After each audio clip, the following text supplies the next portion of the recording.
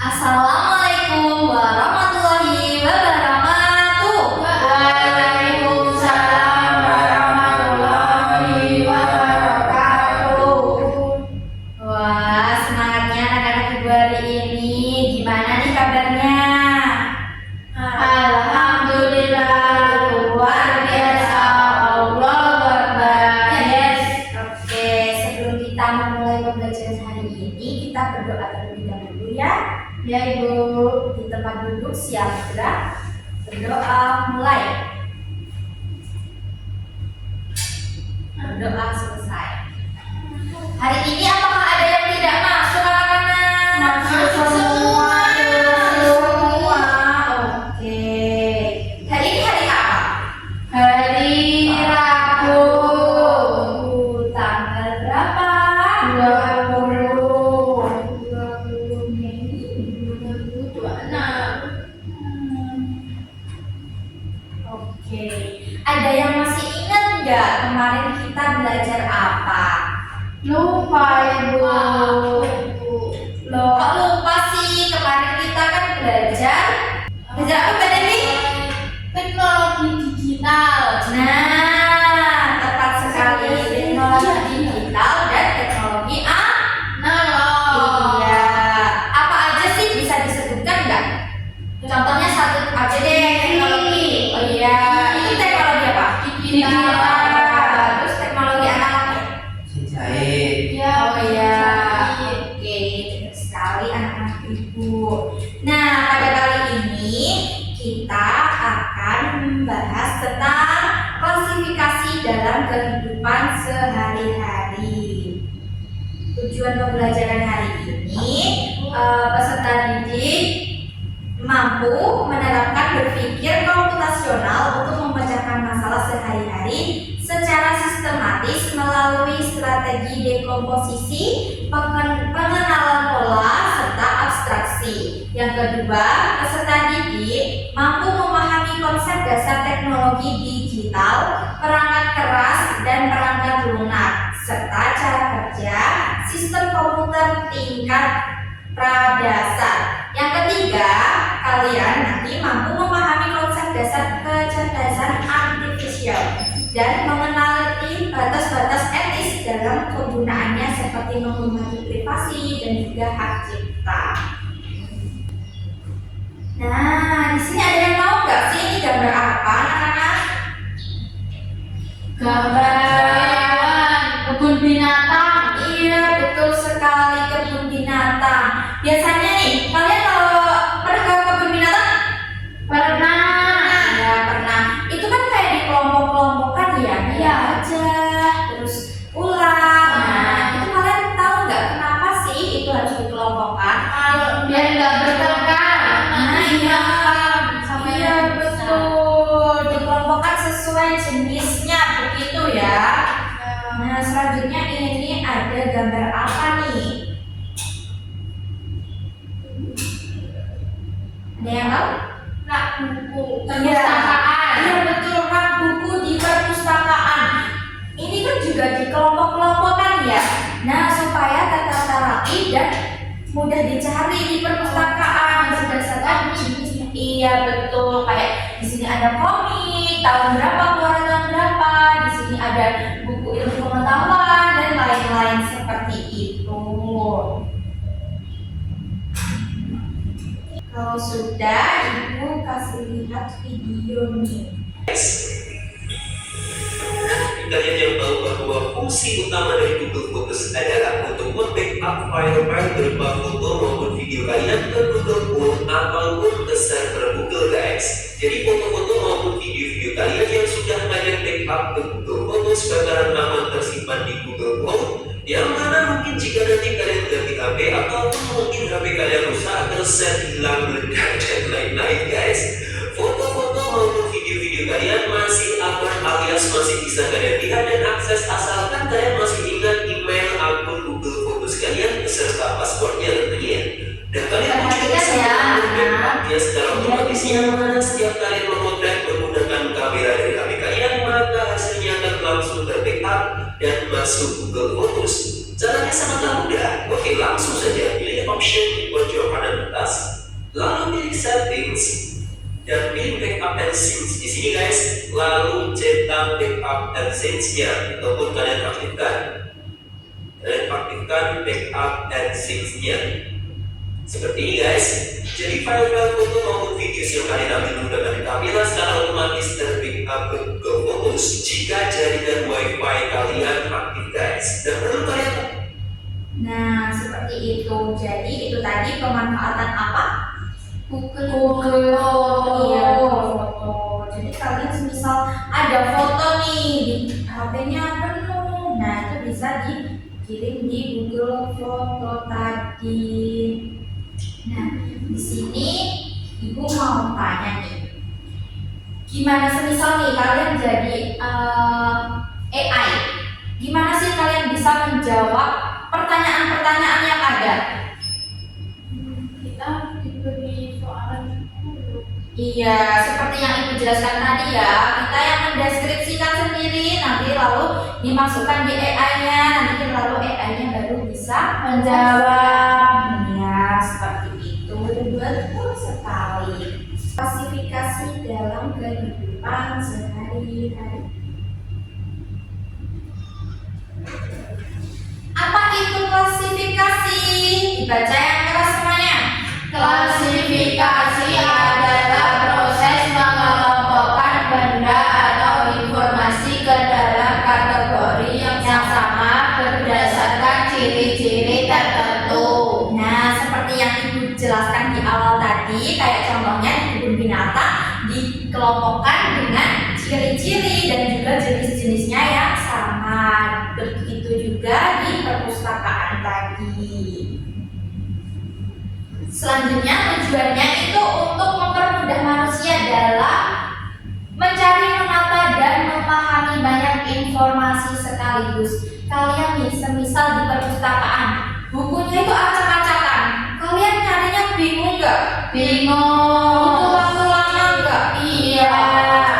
Bingung, pusing, carinya juga nggak tahu tempatnya di mana gitu. Nah, contohnya itu ada memisahkan sampah organik dan anorganik seperti itu, atau menyusun buku berdasarkan genre yang seperti Mbak Devi tadi katakan, ada komik, terus ada fiksi, non fiksi seperti itu di perpustakaan ya. Selanjutnya klasifikasi di sekitar kita. Di sekitar kita itu kan juga ada yang pengelompokan seperti di kebun binatang dan juga perpustakaan tadi.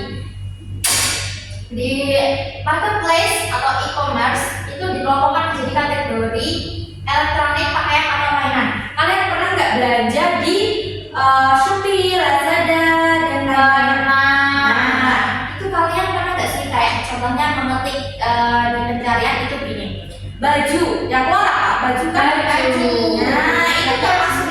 Nah, seperti itu. Contohnya kayak baju renang. Nah, pasti munculnya baju renang semua. Seperti itu kan? Nah, itu termasuk klasifikasi. Selanjutnya bagaimana sih komputer melakukan klasifikasi? Yang pertama, itu menggunakan kecerdasan artifisial atau AI untuk mengenali pola. Kalian pernah pakai AI kan? Enggak. Tapi itu guru yang pakai, kita Iya, saya yang memakai mencontohkan mengajarkan kepada kalian ya. Kalau untuk mempraktekkannya kalian belum? bisa. Ya, nanti kita belajar bersama ya. Yang kedua ada data, yaitu komputer membutuhkan contoh atau gambar tulisan yang banyak untuk dipelajari. Jadi gini, saat kita menggunakan AI, kita itu harus pintar-pintar menulis, itu namanya prompt AI. Jadi kita tetap yang menentukan mau gambar seperti apa, itu kita harus mendefinisikan dan menjabarkannya. Nanti baru dibantu AI, bukan sepenuhnya dari AI tersebut. Yang ketiga ada label. Setiap contoh diberi label agar komputer tahu itu termasuk kelompok mana. Yang keempat ada hasil. Setelah belajar, komputer bisa menebak benda baru masuk ke kategori yang mana secara otomatis. Nah, di sini ada yang ditanyakan enggak? Tentang AI itu tadi Bu, itu seperti apa? Saya belum tahu. Oke, belum tahu ya tentang AI. Iya. AI itu contohnya kayak kalau kalian dengar itu ChatGPT. Pernah dengar gak? Ini juga Iya, yang ini foto AI. Iya betul, yang lagi viral-viral di TikTok ya. Tahu. Iya, betul. Nah itu kalian tahu. Nah contohnya seperti itu anak. Ada lagi yang ditanyakan? Sudah apa ya? Selanjutnya, ibu punya tugas nih. Kalian ini kelompok ya. Mulai kerjakan kelompok. Jadi tugasnya ini ibu punya gambar-gambar. Nah, ini nanti diklasifikasikan sesuai kategorinya. Contohnya ada alat tulis, mana aja nih alat tulis. Ada pakaian, mana aja yang pakaian. Contohnya ada elektronik, mana yang termasuk elektronik. Dan juga makanan, mana yang termasuk makanan. Ini iya, dikerjakan secara berkelompok.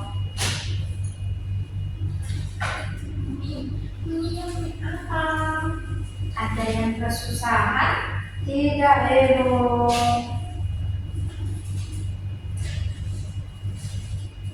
Ada yang perlu dibantu anak-anak? Tidak, Ibu. Sudah selesai? Belum, Ibu. Dikerjakan dengan teliti. Kalau sudah, boleh dikumpulkan ke depan ya. Bentar, Ibu. Ya. Sudah. Sudah selesai? Sudah, Ibu. Ya, terima kasih Mbak Devi dan Pak Tangannya bisa ditaruh di situ, nanti Ibu ambil ya. Iya, Ibu. Ya. Di sini Ibu mau kenalin nih aplikasi Scratch.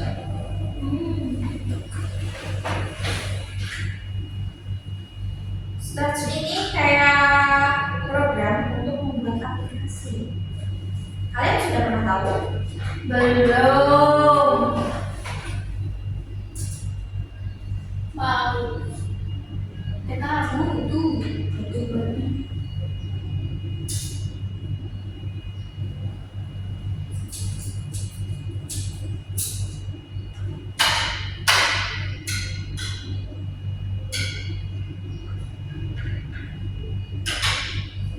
Oh, nggak bisa dibesarkan ya.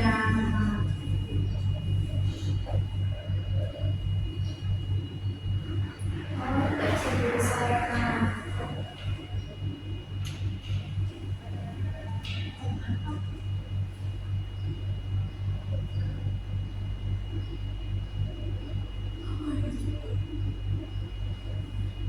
Ya, ini contohnya kayak kita cara-cara membuatnya ini. Nah, kita bisa memilih balon. Ini kayak tadi kan udah Ibu jelaskan kayak contohnya mengelompokkan warna sesuai warna atau jenis-jenisnya begitu ya. Nah, Ibu, iya.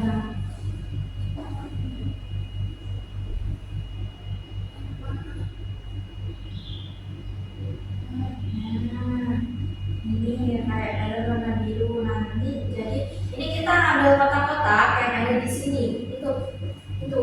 Nah, nanti kita pilih itu, dimasukkan ke Scratch yang di sini, papan di sini, ya papan di sini untuk membuat programnya yang seperti ini. Jadi kita butuh kayak kalau kalian itu butuh tutorial soalnya kan belum bisa ya. Nah, Ibu pun belum ahli, tapi Ibu sudah tahu dan sudah pernah mencoba. Nah, seperti ini. Contoh nih. Nah, ini kan bisa ditarik ke sini ya. Nah, ini bisa ditarik ke sini. Nah, seperti itu. Nah,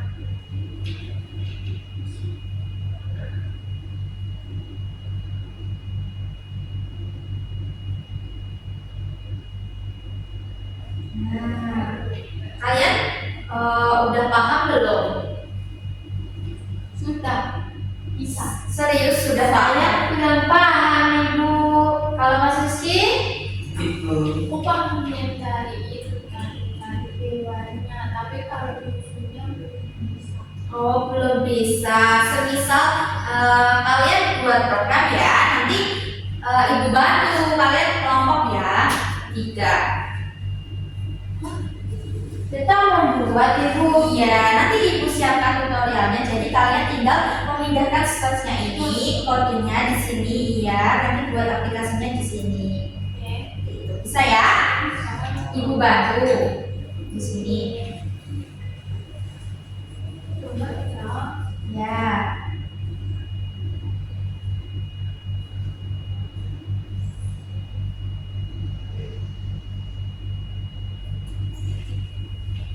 Ya, ini digeser ke sini, dipasangkan. Ya. Ini tulisannya diganti dulu. Namanya jatuh sobat. Gak apa-apa, nanti disapu. Ada yang piket ya nanti ya. Nah.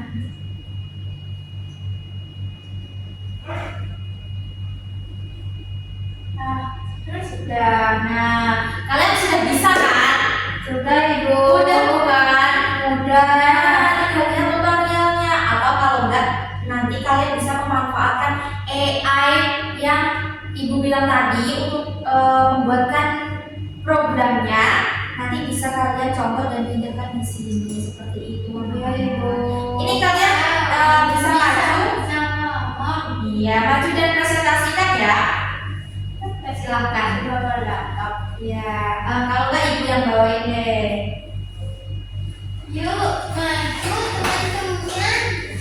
Yuk. Nah, jadi ini caranya mengelompokkan. Oh, ini mengelompokkan sampah ya, Mbak, sesuai jenisnya ya. Sampah organik dan anorganik ya. Kalau organik dibuang di mana? Di sini. Coba. Oh iya, bisa ya. Iya. Yang warna di merah. Kalau organik di merah. Oh iya. Kalian udah bisa ya? Sudah. Hebat sekali anak-anak ibu. Nah, sudah bisa ya sekarang. Nah, ibu mau mengevaluasi untuk kalian programnya tadi. Itu udah bagus sebenarnya, tapi ada beberapa tadi yang nggak bisa dipencet ya. Iya. Ya itu butuh perbaikan. Nanti kalian belajar lagi ya. Iya Ibu. Nah, ini ibu ada tugas rumah dikerjakan di rumah secara Wah. mandiri. Banyak banget sih tugasnya Ibu. Enggak sedikit kok. Nih jangan lupa ya, dikerjakan secara mandiri. Oke Bu. Nah, sekarang kalian bisa nggak menjawab pertanyaan ibu? Semisal kalian disuruh mengelompokkan barang-barang, kalian bisa kan? Bisa Ibu. Ya, kayak kalian kalau di rumah lemarinya tertata rapi enggak? Enggak. Wah, enggak rapi. Enggak. Ibu sering. Oh, jadi kalian belum menata lemari dengan rapi. Belum. Nah, nanti supaya Mas Rizky juga belum. Oh, kalian kembali. Oh, jadi kalian serumah ya? Iya. Oh, kembali siapa? Nah, jadi setelah pembelajaran hari ini, siapa yang bisa menyimpulkan kita belajar apa aja tadi? Kita belajar materi tentang mengelompokkan Ibu tadi, contohnya seperti mengelompokkan itu apa aplikasi belajar. Terus kita belajar mengelompokkan baju, makanan. Ya, dalam kehidupan sehari-hari ya. Iya. Nah, jadi setelah ini kalian bisa mengelompokkan bentuknya dan juga ciri-cirinya Iya. supaya lebih Rapi. lebih rapi, lebih mudah dicari seperti itu ya anak-anak. Oke, usai sudah pembelajaran hari ini. Jadi pada minggu depan kita akan mempelajari bagaimana sih AI itu mengelompokkan ciri-ciri tadi seperti yang dibahas hari ini. Tetapi nanti minggu depan kita bahasnya secara digital, bukan yang dalam kehidupan sehari-hari. Seperti itu ya anak-anak. Ya, Bu. Oke, siapa pembelajaran hari ini yang perasaannya senang sekali? Aku senang. Oh, kalian semua pasti senang dan bahagia ya. Ya. Oke, jadi dipersiapkan ya minggu depan dipelajari pembelajarannya. Baik, cukup sekian. Nah, sebelum kita menutup pembelajaran hari ini, kita berdoa dulu ya. Ya, Ibu. Untuk Mbak Rana, silakan dipimpin doanya. Siap gerak. Berdoa mulai. Berdoa selesai. Oke anak-anak, terima kasih sudah mengikuti pembelajaran Ibu hari ini secara baik. Semoga ilmunya bermanfaat